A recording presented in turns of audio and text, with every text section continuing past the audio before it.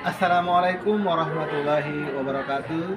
Perkenalkan, nama saya Hanafi Beleng, guru ekonomi pada Madrasah Aliyah Negeri Ende. Hari ini kita akan mempelajari materi tentang ilmu ekonomi. Adapun tujuan pembelajaran yaitu mendeskripsikan pengetahuan dasar tentang ilmu ekonomi dan penerapannya dalam kehidupan sehari-hari. Adapun indikator ketercapaian tujuan pembelajaran yaitu yang pertama mendeskripsikan konsep dasar ilmu ekonomi dalam kehidupan sehari-hari, dan yang kedua adalah mendeskripsikan kebutuhan manusia dalam kehidupan sehari-hari. Nah, kita masuk di materi yang pertama tentang ilmu ekonomi. Ilmu ekonomi merupakan cabang daripada ilmu-ilmu sosial di mana fokus pembahasannya adalah tentang bagaimana upaya manusia untuk memanfaatkan sumber daya alam yang terbatas untuk memenuhi kebutuhan manusia yang tidak terbatas. Ilmu ekonomi dibagi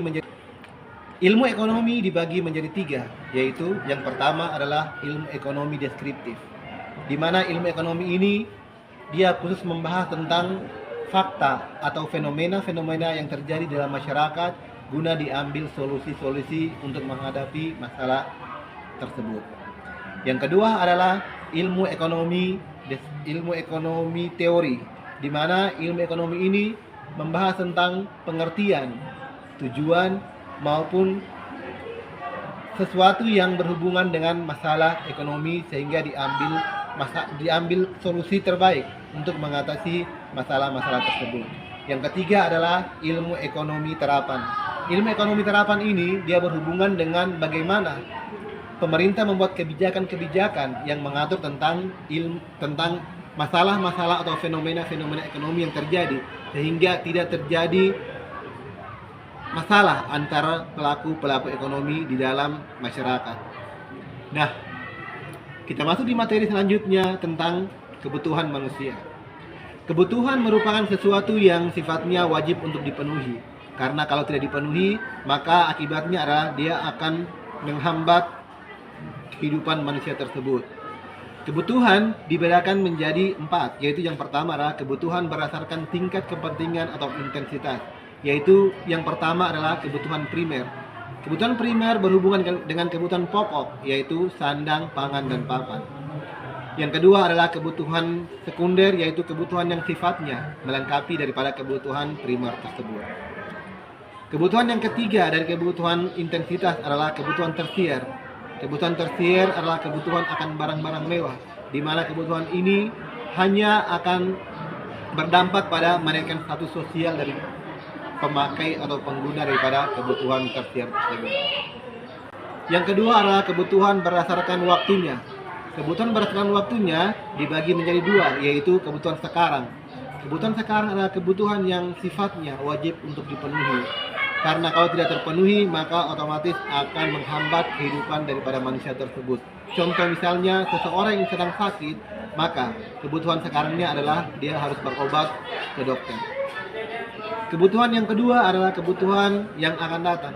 Kebutuhan akan datang adalah kebutuhan yang sifat pemenuhannya tidak sekarang, tetapi akan dibutuhkan pada waktu-waktu yang akan mendatang. Contoh misalnya menabung atau seseorang yang mengikuti asuransi kesehatan. Kebutuhan yang ketiga adalah kebutuhan berdasarkan sifatnya, yaitu kebutuhan jasmani. Kebutuhan jasmani adalah kebutuhan yang berhubungan dengan tubuh kita. Misalnya kita berolahraga agar tubuh kita tetap sehat, kita memakai pakaian yang bagus sehingga kita terlihat cakep. Yang kedua adalah kebutuhan rohani. Kebutuhan rohani adalah kebutuhan yang berhubungan dengan dalam diri kita, yang apabila terpenuhi maka batin seseorang itu akan merasa nyaman atau tentram.